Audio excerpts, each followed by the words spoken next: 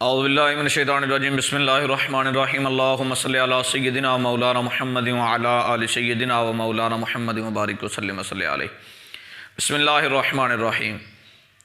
آج ہم ایک نئی ویڈیو کے ساتھ حاضر ہوئے ہیں اور آج ہم بات کریں گے سانحہ پشاور کے بارے میں، جو کل جمعہ کی نماز کے وقت پشاور میں ایک بم دھماکہ ہوا اور نہتے مسلمانوں کو نماز پڑھتے ہوئے شہید کر دیا گیا. سب سے پہلے تو اس واقعے میں، اس سانحہ میں جتنے شہید ہوئے ان کے لواحقین کے لیے اظہار تعزیت، اور دوسرا ان کو مبارکباد کہ ان کے گھر میں شہادت کا دروازہ کھلا ہے. اور جو اس واقعے میں، اس سانحہ میں زخمی ہوئے ان کے لیے صحت کی دعا کہ اللہ تبارک و تعالیٰ انہیں صحت کاملہ عطا فرمائے.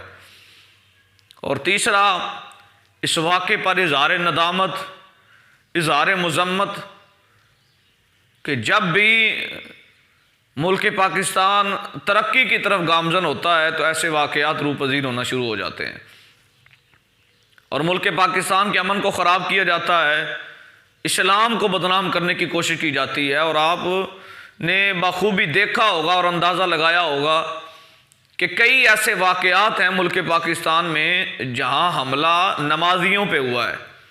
لوگ نماز ادا کر رہے ہیں، وہ کوئی سروکار نہیں ہے کہ وہ مسجد کس کی ہے، وہ امام بارگاہ کس کی ہے، یہ اس سے کوئی مطلب نہیں ہے. مطلب یہ ہے کہ وہ مسلمان ہیں اور نماز ادا کر رہے ہیں اور وہاں ان پہ حملہ ہوا ہے اور ان کو شہید کر دیا جاتا ہے. مسلمانوں کو ٹارگٹ کیا جا رہا ہے، ملک پاکستان کو ٹارگٹ کیا جا رہا ہے اور آئے دن یہ واقعات ہو رہے ہیں اور ملک پاکستان کی فضا کو ابرآلود کیا جا رہا ہے اور ملک پاکستان کے امن کو خراب کیا جا رہا ہے. اب 24 سال بعد پاکستان کے ساتھ کھیلنے کے لیے آسٹریلیا واپس آئی ہے ملک پاکستان میں، تو یہ ایک بہت بڑا اقدام تھا پی سی بی کا. تو اب اس کو بھی بدنام کرنے کی کوشش کی جا رہی ہے اور ان کو تھریٹ کرنے کی کوشش کی جا رہی ہے.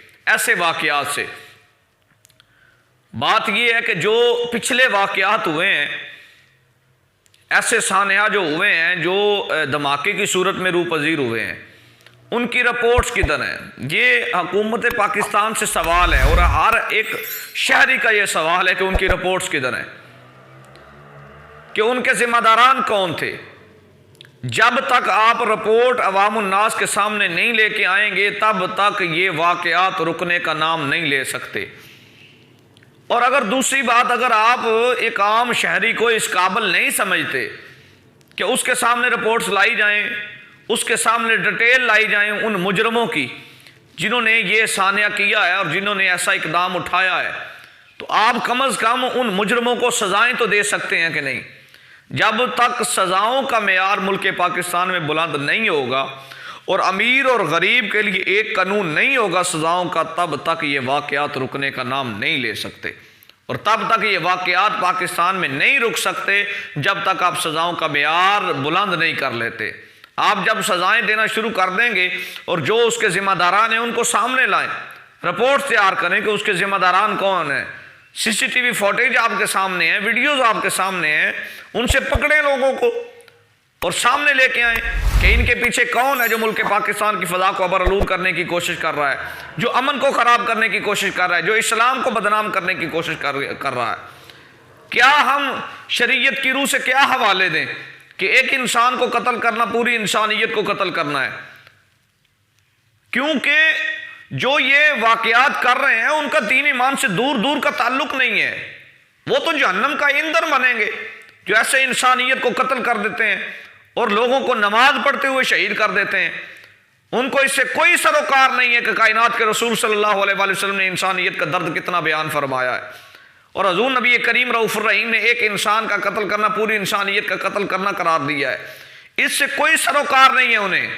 یہ بات یاد رکھیے، یہ واقعات تب رکیں گے جب تک عوام الناس کے سامنے وہ رپورٹس نہیں لائی جائیں گی اور جب تک ان مجرموں کو سزائیں نہیں دی جائیں گی. جب سزاؤں کا معیار بلند ہوگا تو پھر ایٹومیٹکلی جرم کم ہونا شروع ہو جائیں گے. جب تک آپ سزائیں دینا نہیں شروع کریں گے تب تک یہ جرم ہوتے رہیں گے، اور ایسے ہی ملک پاکستان کی فضا کو برآلود کیا جائے گا، ملک پاکستان کے امن کو خراب کیا جائے گا، اور اسلام کو بدنام کرنے کی کوشش کی جائے گی۔ دعا فرمایا کریں اللہ تبارک و تعالیٰ ہمارے ملک پاکستان کو بھی آباد و شاد فرمائے، اور اندرونی بیرونی سازشوں سے اللہ تبارک و تعالیٰ ہمارے ملک پاکستان کو محفوظ فرمائے۔ والسلام۔